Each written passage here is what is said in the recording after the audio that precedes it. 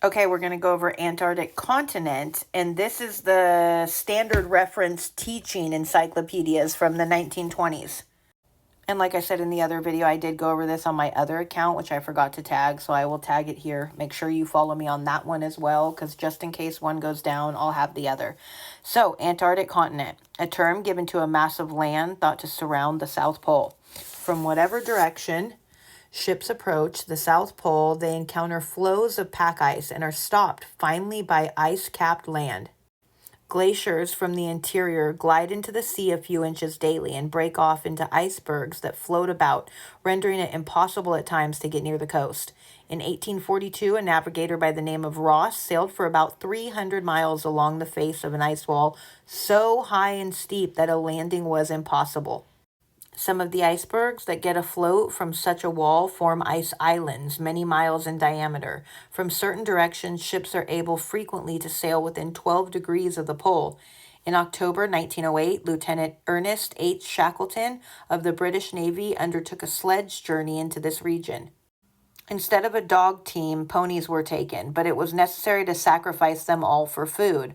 On January 9, 1909, he reached latitude 88 degrees 23 minutes, longitude 162 degrees east. He hoisted the Union Jack and left it flying. Lieutenant Shackleton reports a high plateau from 10,000 to 11,000 feet above the sea. It is scoured by enormous glaciers. One glacier 40 miles broad had he traced for 120 miles. He saw no less than 8 distinct mountain ranges and counted over 100 mountains. Lieutenant Shackleton was within 111 miles of the South Pole. He was on the continent 126 days and traveled 1,708 miles. He brought back a large collection of geological specimens and many photographs. On December 14, 1911, Roald Amundsen, who had made several attempts to reach the North Pole, reached the South Pole. This was only a short time before Captain Scott succeeded in reaching the coveted goal on January 18, 1912. On the return trip, Scott's expedition was halted by a blizzard and perished. Consult the biographies of these men.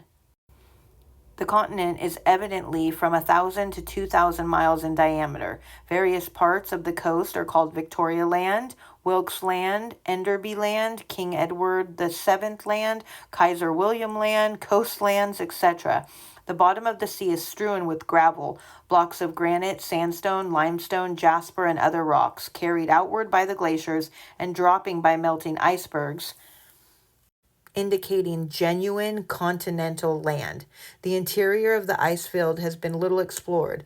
Amundsen reports that the region immediately about the pole is a vast plain and reasonably level. It is a region of heavy snows that pile up and up but never melt, except as they creep slowly away on their journey of hundreds of years to the sea. The intense cold of the region is interrupted by a number of active volcanoes. Mount Erebus is 15,000 feet high. Now remember, in the other one it said it was 12,000 feet high. The eruptions throw a weird and spectacular glare into the darkness of the winter-long Antarctic night. The Antarctic shores are not without fishes. Wherever an inlet or point of land is free from ice, insects, mosses, lichens, and grasses are found. Penguins nest on these flats in enormous numbers. The broad wings and the cries of the albatross, the tern, and the gull relieve the dreariness a little. Whales, grampuses, and dolphins are found in Antarctic waters. No less than 13 species of sea lion and fur seals climb ashore to rear their young, but properly speaking, the region has no land animals such as the Arctic fox or the ptarmigan, found in corresponding latitudes of the north.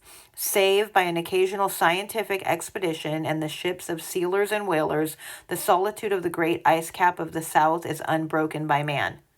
It is left to the ceaseless heave and grind and crash of the ice pack that surrounds it like a barrier. You don't say. Okay, Antarctic Ocean, a name commonly given to the waters that surround the ice-capped south polar regions. While not a naturally defined ocean at all, its northern limit is considered to be Antarctic Circle. The zone of water contains a great number of islands and is evidently traversed by ocean currents that carry icebergs into the southern parts of the adjacent oceans. So, what do y'all think? And what should we look up next?